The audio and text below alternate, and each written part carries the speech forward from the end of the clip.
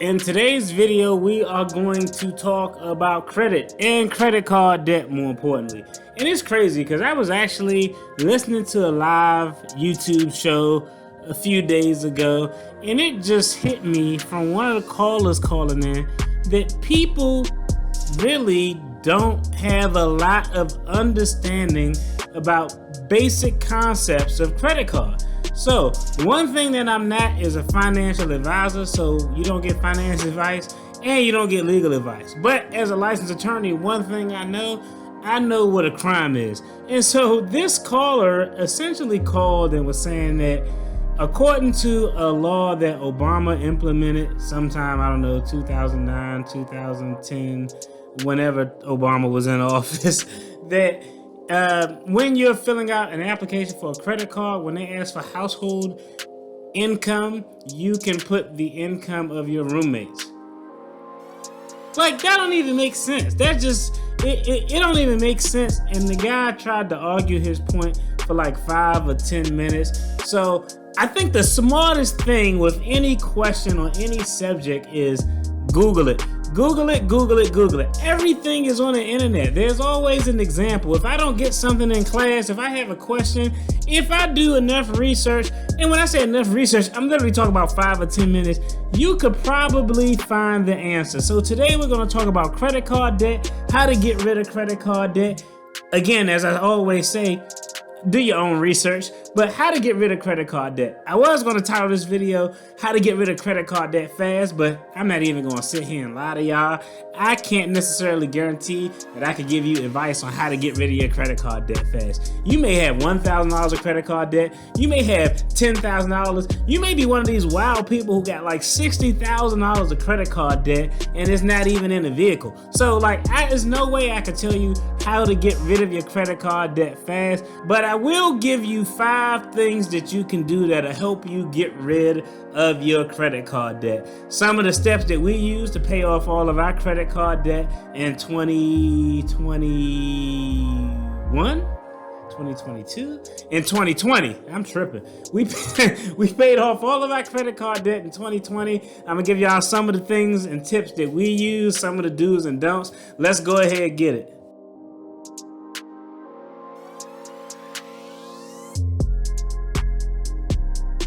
I'm Marcus, you're at the channel The Debt Free Dad, where we're talking finances, talking about my family's financial freedom journey, but we're also dropping jewels and giving my opinions and takes on financial topics, subjects, or whatever else I think that is interesting that I just need to tell the family about. So we're going to talk about credit cards. The first thing that you need to do if you want to get out of credit card debt is the most important one. Are you ready? Bring it in. Stop using the card. Stop using the credit card. If you have credit card debt and you want to get out of credit card debt, you should make up your mind to stop using the credit card. If you're carrying credit card debt every month and paying minimum payments or not paying off the entire balance every month, don't worry about your stupid frequent flyer miles. Don't worry about cashback rewards points. All you're doing is making them rich. The name of the game is to collect interest, not pay it. Stop using the damn card. That's point number 1. Let's just think about it. There are 2 things you have to do to be successful at anything. Okay, let's get an example. Let's say I had high cholesterol, but every day I went to work, I went to Ray's Rib Shack that was right next door because I love soul food. I love soul food. So every day I went to work 3 days a week, I'm going to Ray's Soul Food Shack and I'm getting the lunchtime buffet, some mac and cheese, some greens, big cam hawk up in there. It's all salty and flavorful. I'm getting some pork ribs one day, fried chicken the next time I go. Then on the 3rd day, I'm taking it light with a little bit of pork chop. Damn, that's a lot of swine. I'm doing all of that. Okay, but I got high ass cholesterol. I could take my medication, I could actually work out, but if I don't make up my mind to stop and change my diet, I'm never going to make any real progress. It works the same with credit card. If you want to make progress, the first thing you got to do is change your mind and stop doing the behavior that's damaging. And the second thing you got to do is all of the other stuff that I'm about to talk about. So that's number 1. Stop using the damn card. That's point number 1. Yeah, see, I keep notes now on paper like a boss. Point number 2, what you need to do is create a margin. Don't need that no more. Now, with creating a margin, that essentially means you have to find a way to get some extra money to attack your credit cards. It's really 2 ways you could do this. I'm going to throw in the third way that I found that worked for us. Option number 1 is, hey, if you have a budget, you go through your budget and look for something you can eliminate to free up a few extra dollars. So if you eat out every day at lunch, maybe instead of eating out 5 days a week, you say, hey, I'm only going to eat out 3 days a week. These extra 2 days that I'm not eating out, I'm going to take what I would have spent at lunch and use that to put on my credit card debt. That's creating a margin, finding some extra money from somewhere to be able to make progress on your credit card debt. Option number 2 to create margin is you can always do something to bring more money in. Option number 1, you can reduce your spending somehow in the budget. People really hate doing that, but there's ways you can reduce your budget and it not be a pain, because we all have something in our budget that we probably don't really need, and just keep it a buck. Probably a waste of money. So, hey, you look through your budget, you made reductions there. The other way is to find ways to supplement your income, get more money coming in. How could you get more money coming in? You can have a side hustle. You can have a yard sale. You can go on Craigslist, find items people are giving away for free and flip them over on Facebook Marketplace and sell them. I'm going to link a video above to 5 side hustles that I did, that I tried. Those are ways that you can use if you want to create more income, to create margin. Now, here's a bonus way to create margin that a lot of people don't talk about. The name of the game is, a closed mouth don't get fed.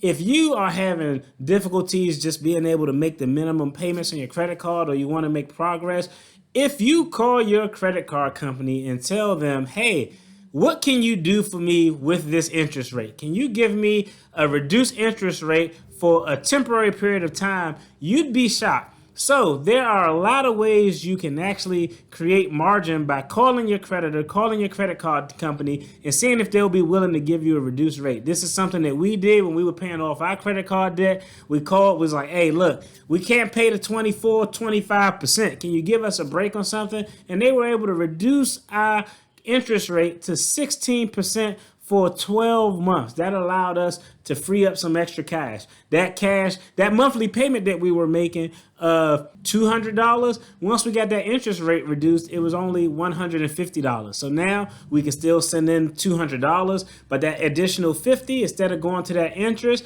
it was going right to our principal. So that definitely helped us expedite the credit card payoff. Back to the notes. I probably should keep these on my desk. Okay.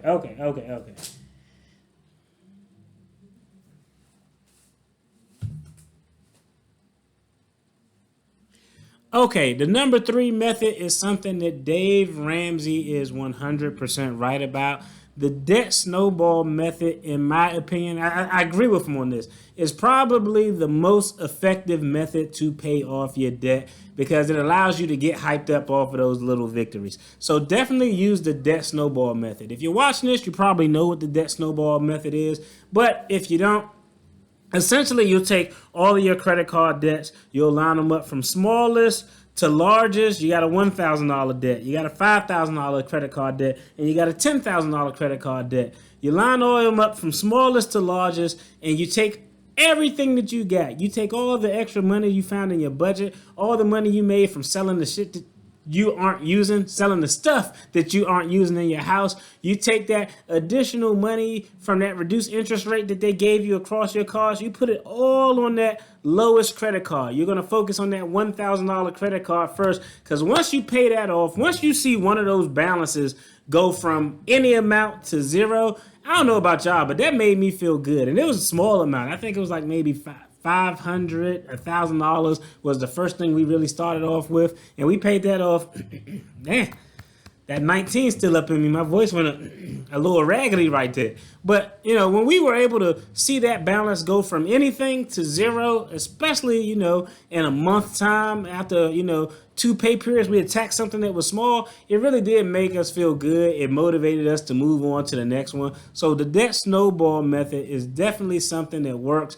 hey, I think is the smart way to go. It'll help you get hype, help you start off with something small and work your way up to tackle those larger credit card debts. The next thing is, hey, if you can, and there are some caveats to this, take advantage of 0% interest balance transfers. Now, let's talk about why I say there's caveats to this, okay? If you are just habitually bad with credit cards, you use it, pay the minimum, use it, pay the minimum, you're just struggling, stay the hell away from any other balance transfer. Don't do that. You're not at a level, in my opinion, where you can actively take advantage of a balance transfer. Because the name of the game, I know, hey, if you look at the side hustle video I posted, I used to pump credit cards. That was one of my side hustles. And I already knew the pitfall with balance transfers is people say, oh man, I'm going to get this 0% APR for 12 months to put on this credit card and make some progress, and they do the balance transfer right over the phone and everything is good. The problem comes 7 days later when you actually get the card in the mail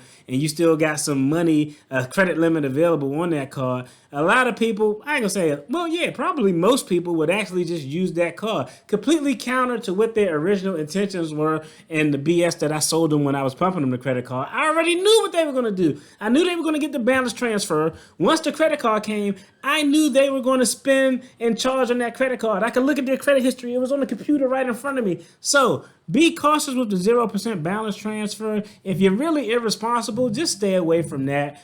Do the snowball, find the margin, find the extra income, contact your creditors, and just work that way. As you progress and you get better at, you know what, I'm really not using the credit cards. Back to rule number 1, I'm no longer using these credit cards.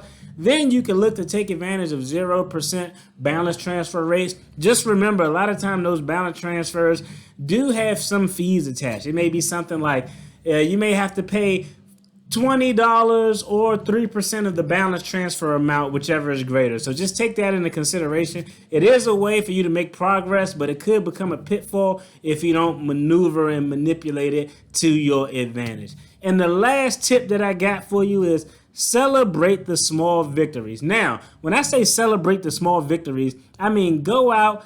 When you pay off that first card that was only $500 or $1,000, you should definitely celebrate that. And by celebrate, I don't mean going to the Louis Vuitton store. I don't mean going to get the latest Gucci. I don't mean getting them thick-ass, ugly Yeezy slides. I mean, find a way where you can celebrate, do something like, you know what? I'm about to tell y'all something that I really enjoy doing. I like just going to the movies by myself on a weird-ass day like on a Tuesday. Tuesday at 12:30 in the middle of the day when nobody there going to the movies. Tickets is mad cheap.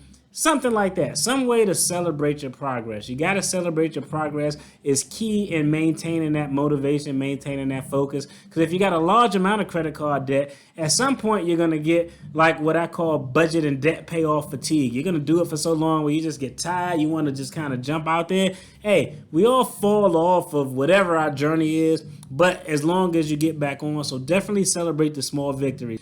That's it. I just wanted to give y'all some quick tips to pay off your credit card debt.